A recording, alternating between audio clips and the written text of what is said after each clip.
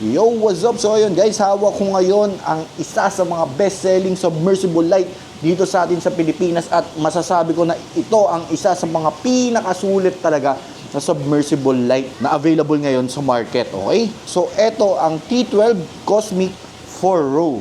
Bakit nga ba best-selling to? At bakit nga ba paboritong-paborito ko tong ilaw na to? Ito talaga yung mga gamit kong ilaw dito sa OAK Aquatics. Pero ito ang ididiin natin ngayon. Itong 4-row. Bakit ko nasabing best-selling to? Unang-una sa lahat, mura. Okay? So itong hawak ko ay 4 feet. Nagkakahalaga lang to ng 1,600 pesos. Yan yung SRP ko. Okay? Tapos ang 5 feet is 1,900. Then, ang 6 feet ay 2,200. Diba? Budget meal, pero quality. So, sa mga hindi pa nakakaalam at hindi pa nakakagamit ng Cosmic na T12, pakita ko sa inyo kung ano ang laman nito. Itong bubuksan natin ay 4 feet. 4 feet for row. Okay? Yan, no? Protection pa lang, solid na, diba? Yan. Okay? Yan, no?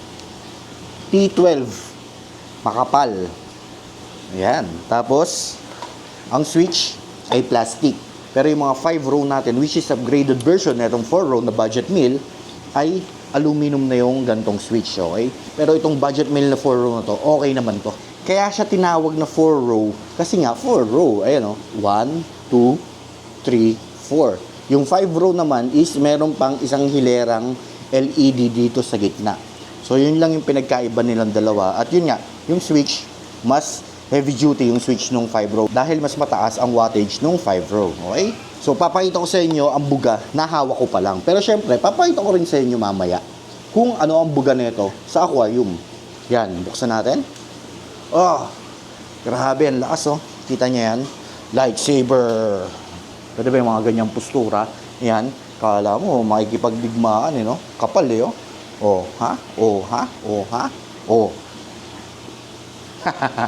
Okay? So, ayun, napakita ko na sa inyo itong 4 row natin. Okay?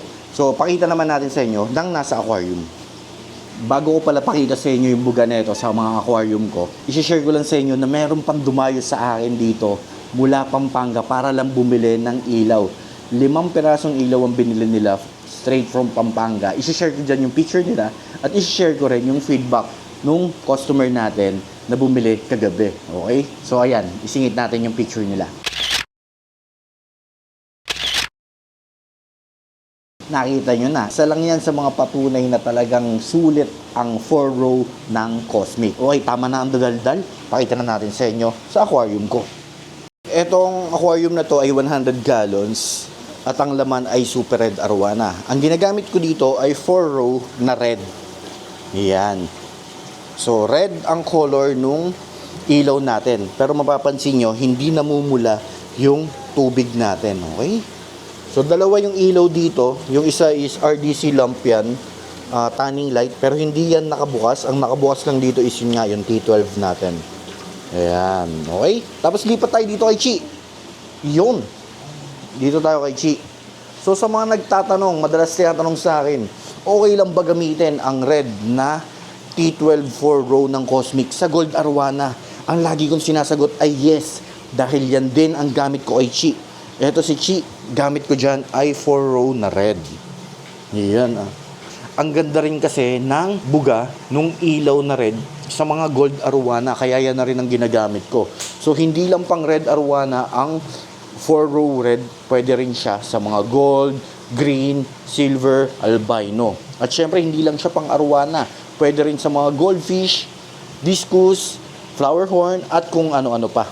Ayun. Tapos dito naman, itong aquarium naman na to, gamit ko dito ay Gen 2. Okay? Masingit ko lang guys, madalas kasing tanong sa akin, tanning light ba yan, Sir Owen? Yan T12 na yan. Ang lagi kong sinasagot ay hindi. Ito ay para sa akin. Okay? Kasi nga, wala naman nakalagay na tanning light dito sa case. Ang nakalagay dyan ay Miracle Diving Light. Ang tanning light ng Cosmic ay merong nakasulat na tanning light. Pakita natin dyan. Ayan.